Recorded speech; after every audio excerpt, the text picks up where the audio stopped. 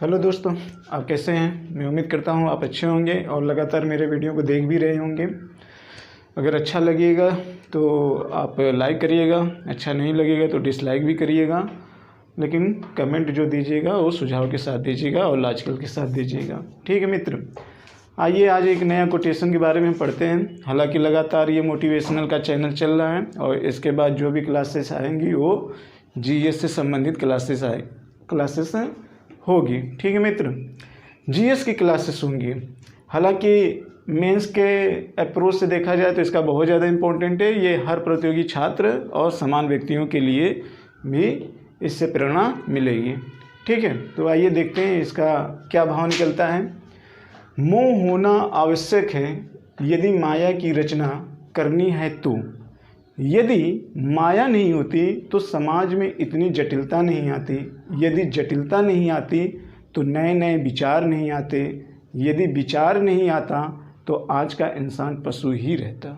जी हाँ, आपको याद होगा मित्र कि इसके पहले मोह संबंधी एक टॉपिक मेरी और थी, लेकिन वो मोह का जो अप्रोच था वो विज्ञान से ही लिया गया था। यहाँ भी भाव है, लेकिन थोड़ा सा यहाँ पे चीज़ें जो होगा लेक्चर में वो डिफरेंट दिखाई देगा।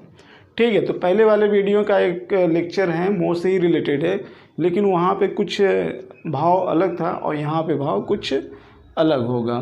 ठीक है, तो आइए देखते हैं कि इसका क्या भाव निकलता है। देखिए मित्र, मोह एक्चुअली में क्या, आप जानते हैं कि जो मोह की यहाँ पे बात की जा रही है, मोह एक्चुअली में ये मोह हुआ क्यों। मोह होने का मतलब पहले ये हुआ कि समाज में यूनिटी बनानी थी, आवश्यकता थी सबकी, तो लोग आवश्यकता के लिए एकजुट होना प्रारंभ किए। समाज में जब सरल समाज था तो हर व्यक्ति अपनी आवश्यकता अकेले पूरी नहीं कर पाता था, तो उनको ये लगा कि मेरा एक अपना ग्रुप होना चाहिए, मेरा एक समूह होना चाहिए, जिससे कि हम लोग मिलकर अपनी सारी आवश्यकताओं को पूर्ति करें। तो हुआ क्या कि लोगों ने मिलकर अपनी आवश्यकताओं को पूरी किया, और वो जो आवश्यकता को पूरी करने के लिए उन्होंने एक शब्द लाया, उसका था नैतिकता। नैतिकता को उन्होंने लाया, जिसके बल पर एकजुट होना उन्होंने प्रयास किया, एकजुट होना प्रयास किया। फिर एकजुट होने के लिए उन्होंने कुछ नियम एवं कानून बनाए, नियम और कानून बनाए। ठीक है मित्र, नियम और कानून उन्होंने बनाया। फिर नियम और कानून के माध्यम से वो लोग आपस में एकजुट हुए। तो जब ये ग्रुप बना, जो भी समूह बना, इन समूह में आने वाले लोगों के बीच में क्या हुआ, ए और बी नामक अगर हम व्यक्ति को ले लेते हैं तो इनमें अंतःक्रिया होना चालू हुआ। और अंतःक्रिया जो हुआ वह अंतःक्रिया धीरे धीरे किस में तब्दील होता चला गया, मोह में तब्दील होता चला गया।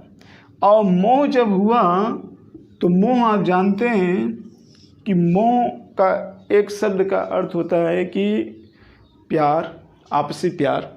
तो फिर धीरे धीरे लोगों के अंदर प्यार का जागरण हो गया तेजी से, और जब ये प्यार का जागरण हो गया तो कोई न कोई अपने के लिए कुछ न कुछ करने की चाहत रखने लगा। और जहाँ कुछ करने की चाहत होती है तो वहाँ खोज होना प्रारंभ हो जाता है। जी हाँ, तो वहाँ कुछ खोज, कुछ तलाश होना प्रारंभ हो जाता है। तो इस प्यार ने दिया किसको जन्म, तलाश और खोज को, तलाश और खोज को। यानी कि खोज का मतलब ये हुआ कि कोई चीज़ ऑलरेडी पहले से निर्मित की गई हुई है और वो कहीं जगह पे पड़ी हुई है, हम उसकी तलाश में या उसकी खोज में, हम उसकी खोज में आगे बढ़ें, वो चीज़ हम पा गए। और वो चीज़ जो है वो प्रकृति के द्वारा कहीं ना कहीं निर्मित हुई होगी, या तो फिर किसी मानव के द्वारा निर्मित हुई होगी, तो वहाँ पे लोग पहुँचे और खोज किए। लेकिन कुछ चीज़ें होती, तलाश का मतलब ये होता है कि मानव अपने बुद्धि का प्रयोग करके उसको एक तकनीकी तरीके से एक नए वस्तु का निर्माण करता है। ठीक है, तो ये एक तलाश कहलाती है। तो ये खोज और तलाश का जन्म किसके कारण हुआ, प्यार के कारण हुआ। प्यार आया कैसे?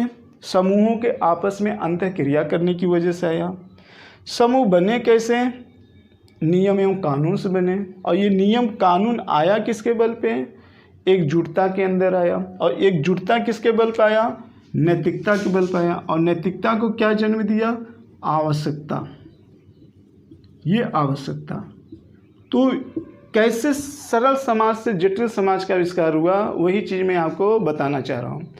तो जब मित्र लोगों के अंदर समझ बढ़ती चली गई तो धीरे धीरे लोगों के अंदर एक अंडरस्टैंडिंग बढ़नी चली गई। और पशुवत वाला जो विचार था कहीं ना कहीं धीरे धीरे वो लोगों के अंदर से समाप्त होना प्रारंभ हुआ। और यहीं से मानो एक तरीके से अपने बुद्धि का विकास करते करते आज पशु से इंसान की तरफ बढ़ गया। लेकिन आज बहुत ज़्यादा जटिल समाज है। तो बुद्धिमान तो ज़रूर है, लेकिन जो ये नैतिकता का चरम सीमा पहुंचा था, इसका धीरे धीरे क्या हो रहा है? पतन हो रहा है। इसका धीरे धीरे पतन हो रहा है। आज के समय में बहुत दिनों तक नैतिकता तो चला, तो नैतिकता के बल पे तलाश और खोज भी हुई। आज भी तलाश और खोज हो रही है। लेकिन हाँ, एक चीज़ इसमें से गायब क्या हो रहा है? मोह जो हो रहा है, वो मोह जो ये प्यार हो रहा है, ये एक तरीके से सीमित क्षेत्रों में हो रहा है। और ये चीज़ें कल तक जहाँ प्रतिस्पर्धा का भाव देती थी, आज यही चीज़ धीरे धीरे संघर्ष में तब्दील होती चली जा रही हैं। संघर्ष यानी कह सकते हैं कि एक तरीके से बुद्धिमान सभ्य मानव जो है इस समय पशु जैसा व्यवहार कहीं ना कहीं आपको देखने को ज़्यादा मिलने लगा है। तो ये पूरी चीज़ आप समझने का प्रयास करिएगा। ठीक है मित्र, एक बार इसको फिर पढ़ते हैं और फिर इसको समझते हैं। मोह होना आवश्यक है यदि माया की रचना करनी है। माया का मतलब क्या है? माया का मतलब ये है कि समाज, यहाँ पे समूह। माया का मतलब क्या है? समूह। माया ही अपने आप में एक तरीके से समाज को बनाती है, प्रेम को बनाती है। फिर देते हैं माया की रचना करनी। यदि माया नहीं होती तो समाज में इतनी जटिलता नहीं होती। हाँ मित्र, माया नहीं होती क्योंकि माया ही आपस में अंतःक्रिया करती है। और जब माया हो गया, जब समाज हो गया, तो लोगों के अंदर क्या हो गया? प्यार की भावना आ गई। और जब प्यार की भावना आ गई तो तलाश और खोज होने लगा। तो धीरे धीरे क्या हो गया? विभिन्न प्रकार के वस्तुओं में विविधता आप देखना चालू कर दिए। और इसके अलावा कई कैटेगरी का भी धीरे धीरे क्या हो गया? निर्माण होता चला गया। यदि जटिलता नहीं आती तो नए नए विचार नहीं आते। जटिलता आ गई। आज देखो, जब समाज धीरे धीरे जटिलता की तरफ बढ़ता चला जा रहा है तो लोग एक दूसरे से तेज़ी से चीज़ें सीखते चले जा रहे हैं। एक के बाद एक मिला जुला कर चीज़ों को आपस में वस्तुओं की अंतःक्रिया करके, वैचारिक जिस तरीके से वैचारिक अंतःक्रिया करके समाज का निर्माण होता है, उसी तरीके से वस्तुओं की अंतःक्रिया, जिससे आप कह सकते हैं कि एक तरफ सोशल इंजीनियरिंग और एक तरफ आप टेक्नोलॉजी के माध्यम से वस्तुओं की इंजीनियरिंग करना। जैसे आप नाम सुने होंगे, जीन इंजीनियरिंग का नाम आपने सुना होगा, या फिर आपने नैनो टेक्नोलॉजी का नाम सुना होगा। और जिस तरीके से सोशल इंजीनियरिंग होती है, उसी तरीके से नैनो टेक्नोलॉजी, जीन इंजीनियरिंग, ये सारे जैसे चीज़ें धीरे धीरे क्या आ रही हैं? जटिलता आ रही है। ये कम्युनिकेशन का ज़माना जो है, ये नैनो टेक्नोलॉजी की ही देन है। ठीक है, तो कहने का मतलब कि जटिलता आपको देखने को मिल रही, न केवल समाज में देखने को मिल रही, बल्कि विभिन्न प्रकार की वस्तुओं की विविधता में भी आपको देखने को मिलती चली जा रही है। नए नए विचार नहीं आते। यदि विचार नहीं आता तो आज का इंसान पशु रहता है। जी हाँ, तो कहने का मतलब आज का इंसान पशु होने का मतलब यही होता है कि वो अपने बुद्धि को डेवलपमेंट नहीं कर पाता। हमारा सेंस यहाँ क्या है? पशु का मतलब यहाँ पे सिर्फ इतना है कि बुद्धि का डेवलपमेंट न होना। जैसे पशु मानव की अपेक्षा बहुत कम बुद्धिजीवी प्राणी होता है, लेकिन इंसान देखिए आज के समय में बहुत बड़ा बुद्धिजीवी प्राणी है।